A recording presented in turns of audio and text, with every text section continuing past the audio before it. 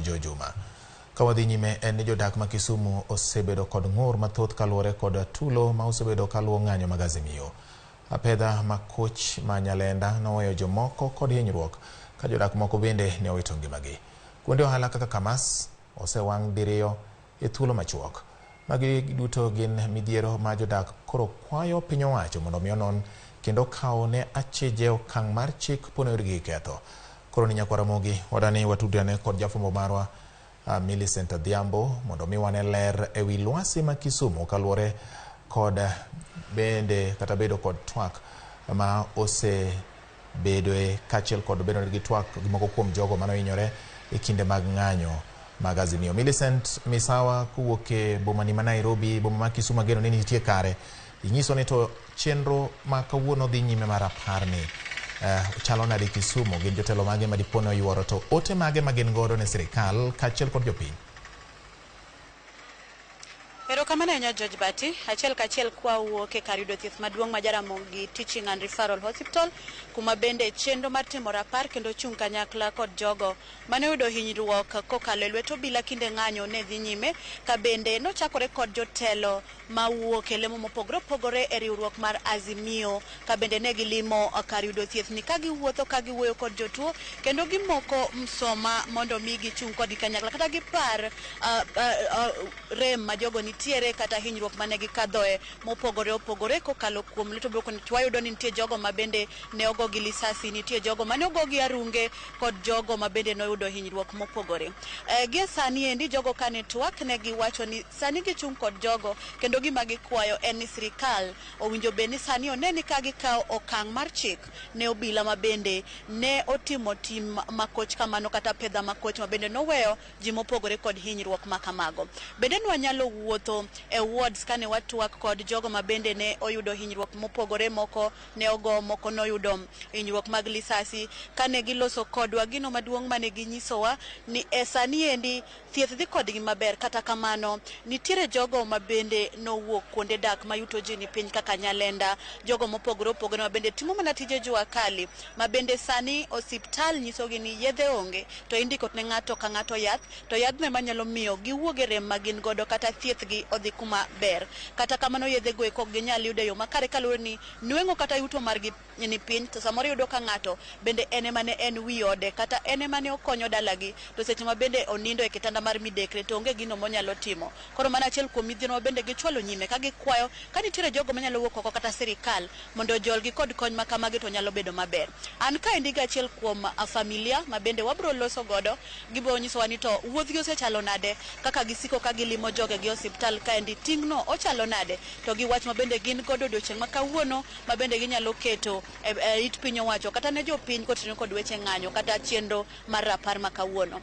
Machiegni abo chako kodi mana king'iyo kamera, nyisa ni nyingi ng'a, to ka ichope nade, in gi jatuo kata jatuo no hinyore yo machalo nade, to nyaka sani thieth mare chalo nade, then gi chenro ma kawuono mar rapar chalo nade nyaka sani. Aneno kiting'o nyaka msuma ka endi manyiso ni in e rapar kendo ichung' kod jogo, iparo gi manyiso ni ijiwo gi mondo chunygi kik ol. Machiegni chagi nyingi. Erokamano Millicent, gi nyinga iluonga ni John Andega, ana wuod Nyando. Odiochieng' ma kawuono ne wabiro Kisumo Jaramogi Oginga Odinga Referral and Teaching Hospital mondo wachung' gi jowa manyo yudo chandruok e weche mag ng'anyo. Kawuono ne jowa ne ng'eny ka kendo rawerewa kotelnegi go bungu ne nitie ka gokinyi, kendo ne gibiro ka giting'o misuma kendo gikelo kony mopogore opogore ne jowa manyo yudo chandruok. Adieri makende amor gi jowa kaka gichung' gi jowa manyo yudo chandruok. An bende an achiel kuom jogo mano biro ka mondo wachung' gi jowa manyo yudo chandruok. Na biro ka gokinyi kendo ka kuneno bada ka asegolo remo ne jowa manyo yudo chandruok, to kendo wakelo kony matindo tindo machalo gigo ma ginyalo konyorego.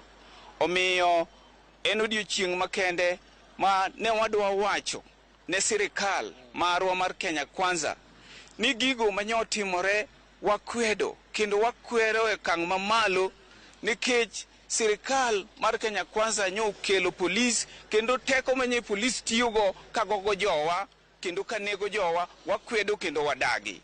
Kenya en marwa waduto wa jo Kenya, omiyo chik nitiere e Kenya katiba marwa nyaka polisi lo, sirikal matiyo nyaka lo chik ni mar teko manye polisi otiyogo kanego jowa wadagi kendo ok wabi yie. Omiyo giduoko wa odiechienge machon, those dark days mane piny ni chien to sani piny osedhi mbele. Ok wabi yie mondo sirikal mar Kenya Kwanza duoko wa dark days. Omiyo wakwa sirikal gi IPOA ni jogo manyo go jowa lisasi, jogo manyo nego jowa, wadwaro nonro kendo wadwaro haki mar jowa. Omiyo wakwa sirikal ni giwuog oko magimiwa adieri, mwayudo adieri kaka jogo ma jo Kisumu County gi kuonde mamoko manye joge ohinyore. Omiyo wan gi kwe kawuono, tadieri mwadwaro. Jowa nyo wuok oko mar ng'anyo nye en chandruok momako Kenya mzima. Nyoko mako jo Kisumu, nyoko mako ganda mag Luo. Omiyo ng'anyo nyo wuok nikech weche mag uchumi momako piny. Wakwa sirikal ni duok chien onge, ok wabi dok chien, wakwayo ni mondo giduoknwa uchumi piny, giduoknwa kaka wadwaro kaluwore gi katiba. Omiyo waonge mang'eny, wan kamoro achiel, wachung' gi jowa kamoro achiel, kendo wabiro dhi mbele gi kwe. Erouru kamano. Nyalo medo moro matin. An agom na kwe man kende mosebedo kotimore General Rush Hospital ka en gima lit ahinya nikech omono ji nindo e piny mangima. To waneno malit e chunywa ndi. Maka ne Nyasaye nyalo lor mondo mi olosnwa gigo duto mabeyo. Nyasaye moketo mbele. Neno kwa biro ir jogwagi, obiro ywagogi wating'o musoma ka. Mane matanga weugo jopiny. Mana kamano George Bati gisani magoe moko gigo mabedo tucho kaendi. Bende kane wawuotho e wards kane watwa gi jopuonyi yudo ka nitiere kaka ng'ato nyalo yudo shida kata chandruok nyadiriyo. Nitiere jatuo achiel ma bende nogoe gi obila gi lisasi.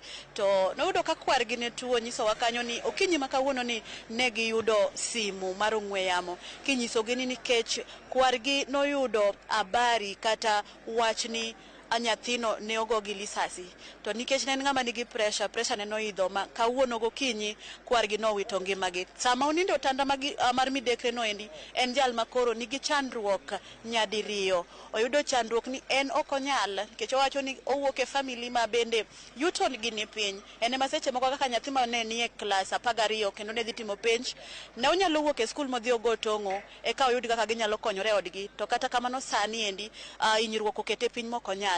Te wi hinyruok no bende sani gilalo kwargi monyuolo babagi. Koro gin gi shida ka gikwayo mana ni oganda kanyalo to gine kaka ginyalo chopo kendo gikonyre. To bende gichwalo kwayo ne sirikal mondo ne kaka ginyalo loso weche oganda we hinyore mathoth, ka giwacho ni nyaka nyithindo matindo sani hinyore kendo ngimano endo weyo ji kumarach. Ka kamano George Bati kionge penjo mora mora, jotelo mane ni Kisumu kae no telnegi kod speaker mar od bura matin ma Kisumu Manuel Ishoraro kod jotelo mamokelo mopogore. Kionge penjo taduoko ni studio mondo idhi nyime kod kelo weche momedo tucho doche makawuono wa bende oganda timo rapar mar chungi jogo mano hinyore. George Bati an kuomi.